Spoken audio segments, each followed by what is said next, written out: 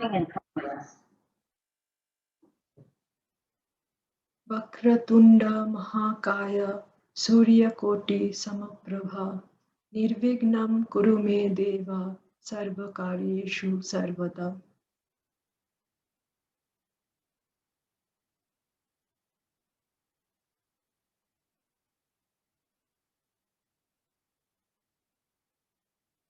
Gitanjali and Bhagavad Gita.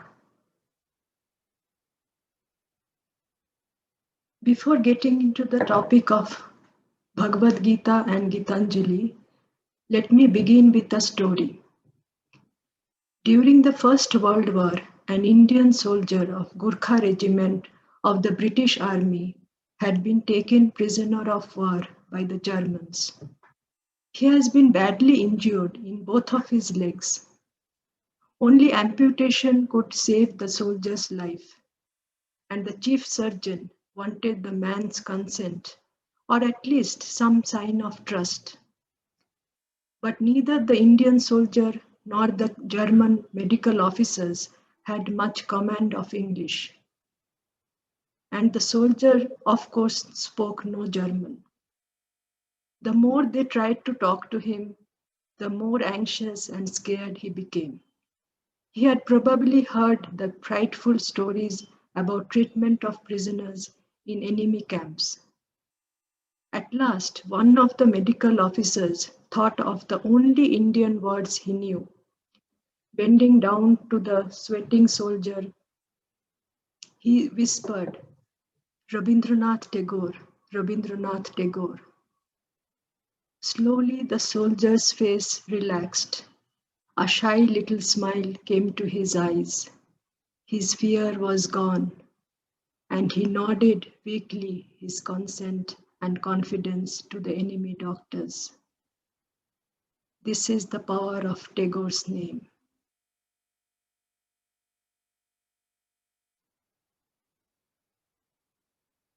Tagore's literary life extended over 60 years, including vast literary works of poetry, novels, essays, short stories, songs, musical and dance dramas, mass of prose on literary social topics. He wrote the words for his songs and gave the music to it also. Add to this his English translations of his poems, his paintings, his travels to all parts of the world, his activities as the education reformer. He started Vishwabharati University in Shantiniketan in 1918. From 1918 until his dying day, Tagore would bear this university on his shoulders, almost like a cross on the way to Calvary. In April 1918, an editorial in the London Nation commented, while the whole world is at war, it is some comfort to hear even one voice, however still and small, persistently murmuring of peace. Amid the turmoil and shouting, one may still catch the quiet words of an Indian pleading the cause of understanding, friendliness, and forbearance, as though they were the most natural things in the world. In such a spirit it is that Rabindranath Tagore has been moving almost silently from country to country, insinuating his conception of an international university.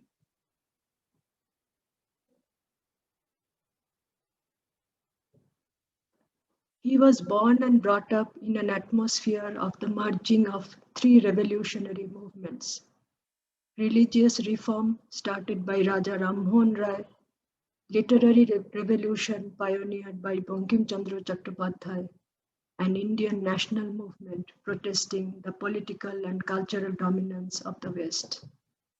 Members of Tagore's family has actively participated in all three movements, and Tagore's own work, in a sense, represented the culmination of these three revolutionary movements. Rabindranath was raised under the close guidance of his father, Maharishi Debendranath Tagore, and his spiritual tradition, instilling a lasting respect and love for the teachings of the Upanishads.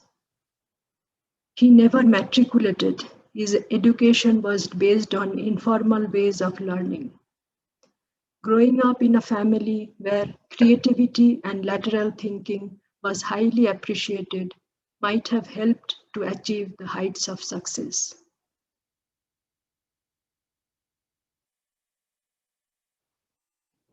Regarding religion, Tagore's personal quest was to achieve oneness with God through love and discipline. Though he inherited Brahmadharma, that is, worship of one God as the creator, preserver, and destroyer, and who is all knowing, all pervading, and formless. He carefully avoided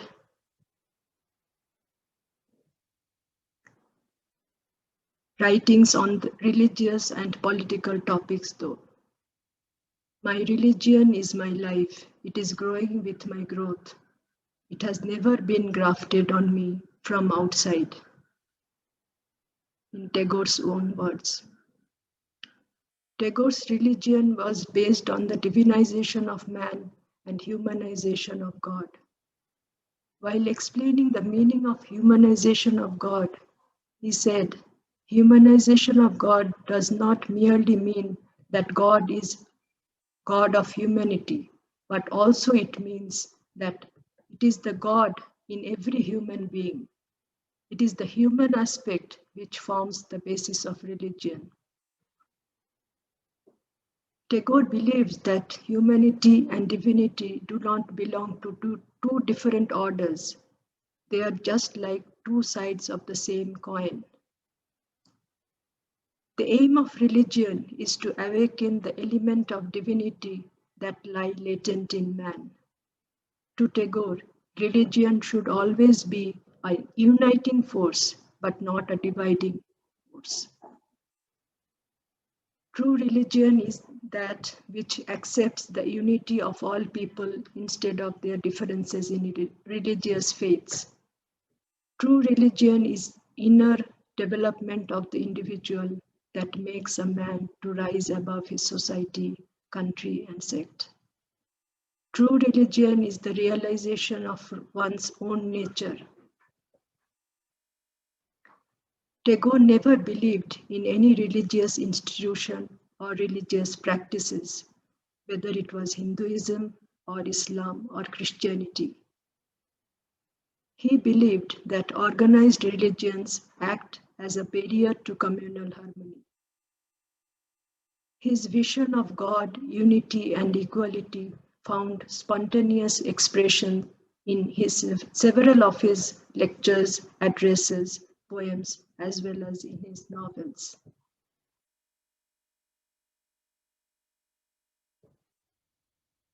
Gitanjali, Song Offerings, published in 1910, the most well-known work done by Tagore.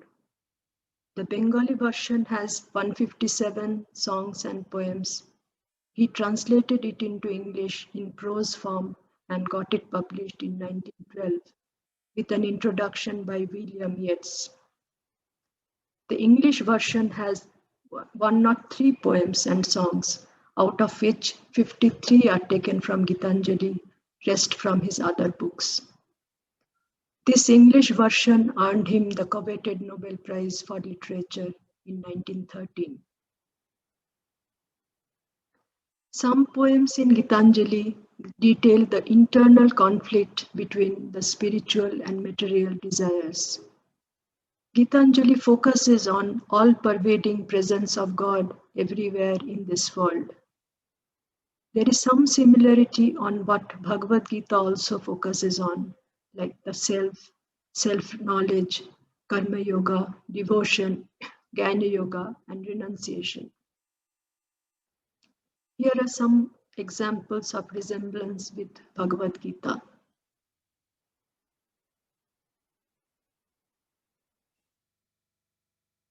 You have made me endless, such is your pleasure. This frail vessel you empty again and again, and fill it ever with fresh life. The poet begins his song offering in a spirit of absolute humility. The God has made the human soul never perish. It is God's will that human soul is eternal and immortal. The human body is like a frail vessel that God empties repeatedly and then fills it ever with fresh life. Man dies and takes birth in another shape. In this way, human life is constantly renewed. Similarity with Bhagavad Gita as a man casting off old worn out garments and taking new ones. Vasansi jirnani jatha vihaya navani grinhati naro parani tatha sharirani vihaya jirnani anyani sangyati navani dehi. Here Sri Krishna talks about death and rebirth. When garments become torn and useless, we discard them in favor of new ones. But in doing so, we do not change ourselves. In the same manner, the soul remains unchanged when it discards its worn out body and takes birth in a new body elsewhere for transactional purpose only.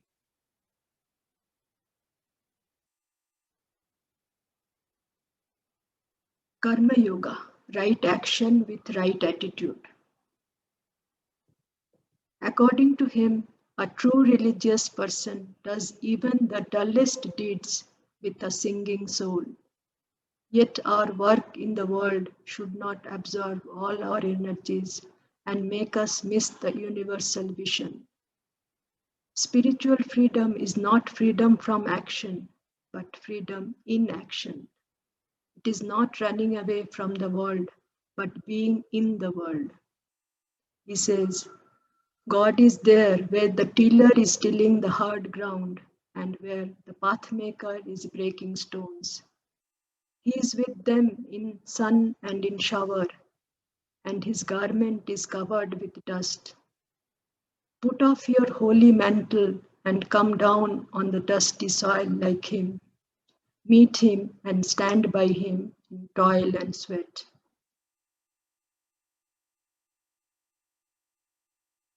Niyatam kuru karmatvam karma jaya karmanah Shariratrapi chatena prasiddhayet karmanah.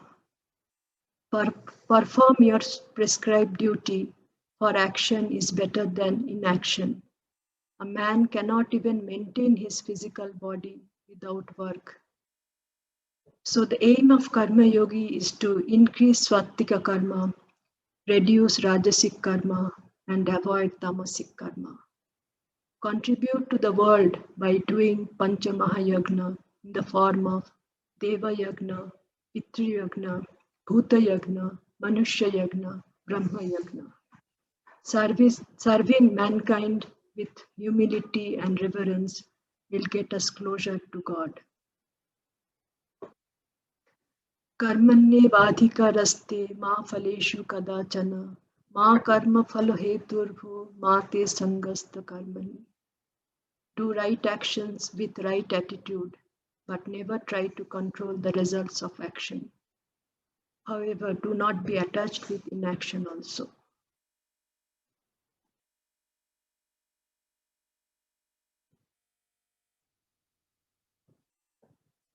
A man has many desires in life, but God saved him from this with refusals, and this God's mercy has been an important part of his life.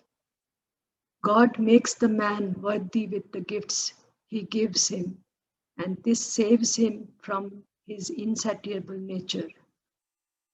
My desires are many, and my cry is pitiful.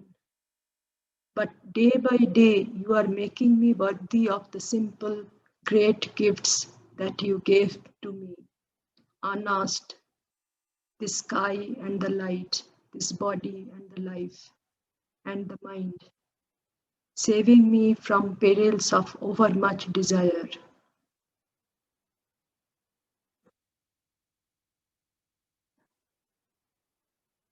Resonance of the same concept is being found in Prajahati yada kaman sarvan parthamanagatan atmaneva atmana tushtaha stita prajnascha.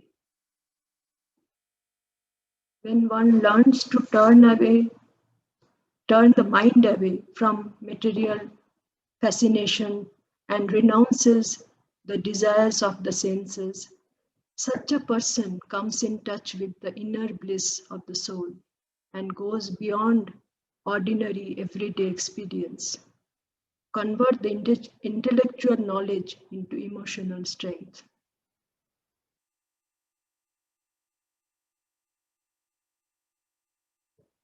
The finite and the infinite, God's love in human love relations.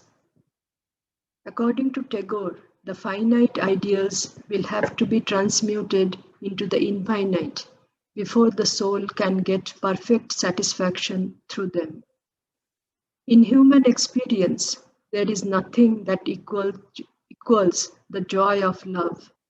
For Tagore, God is love. The love of the mother for the child, or the of lover for the beloved, is only an instance of the supreme love, which is God. And this love expresses itself not only in the ecstatic devotion of the mystic, but also in the routine of everyday life of the common man. God is to be realized in the common realities of life and in the daily work which sustains the world.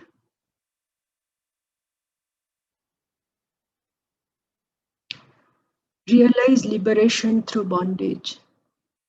Tagore says that freedom means freedom from bondage, but it can be realized only through bondage. God Himself is bound to the universe of His own creation. If He were absolutely free, there will not be any creation at all. He says, our Master Himself has joyfully taken upon Him the bonds of creation. He is bound with us forever.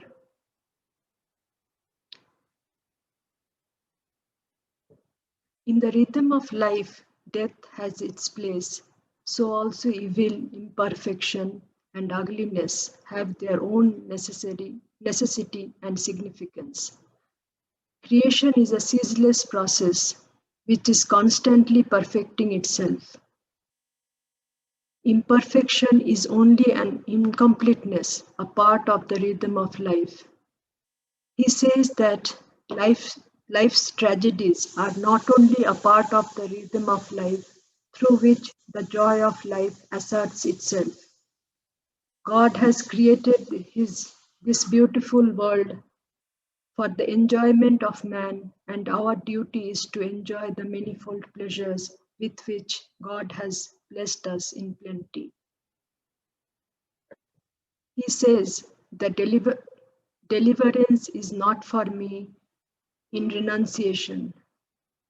I feel the embrace of freedom in 1,000 bonds. No, I will never shut the doors of my senses. The delights of sight and hearing and touch will bear your delight. Yes, all my illusions will burn into illumination of joy, and all my desires ripen into fruits of love.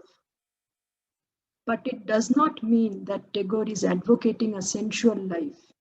His philosophy says that the nature and the events of the world will cause trouble if, instead of utilizing them for spiritual and unselfish ends, we make use of them for our own sensation and enjoyment.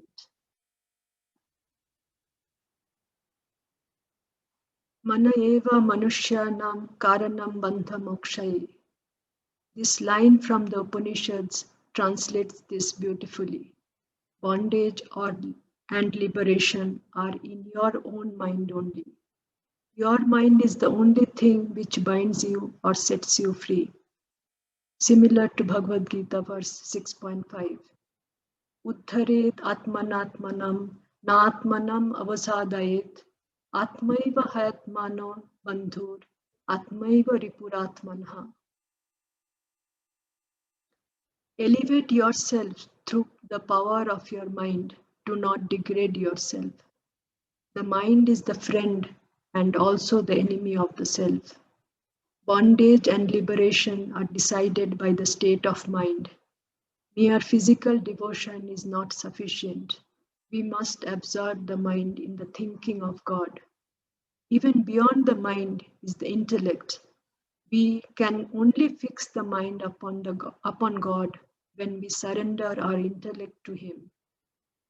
In material pursuits as well, when we face situations beyond the capability of our intellect, we take guidance from a person with superior intellect. For example, we visit a doctor when we are sick.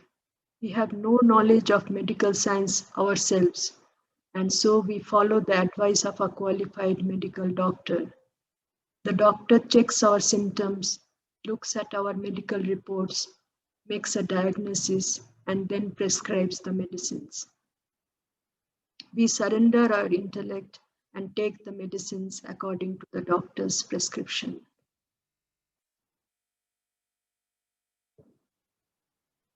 In my life, I may have done many things that were unworthy, with or without knowing, but in my poetry, I have never uttered anything false. It is the sanctuary of the deepest truths I know. Through Gitanjali, he gives true picture of the journey of human life.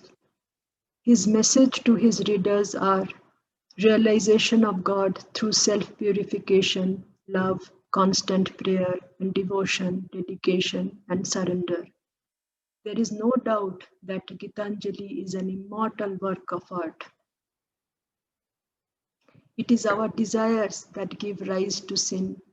For sin is not one mere action, but it is an attitude of life which takes for granted that our goal is finite, that our self is the ultimate truth, and that we are not all essentially one, but exist each for his own separate individual existence. Let me not pray to be sheltered from dangers, but to be fearless in facing them. Let me not beg for the stealing of my pain, but for the heart to conquer it. Let me not look for allies in life's battlefield, but to my own strength. Let me not crave in anxious fear to be saved, but hope for the patience to win my freedom. Grant me that I may not be a coward, feeling your mercy in my successes alone, but let me find the grasp of your hand in my failure. Om Purnamada Purnamidam Purnat Purnamudachyate Purnasya Purnamadaya Purnameva Vashishyate Om Shanti Shanti Shanti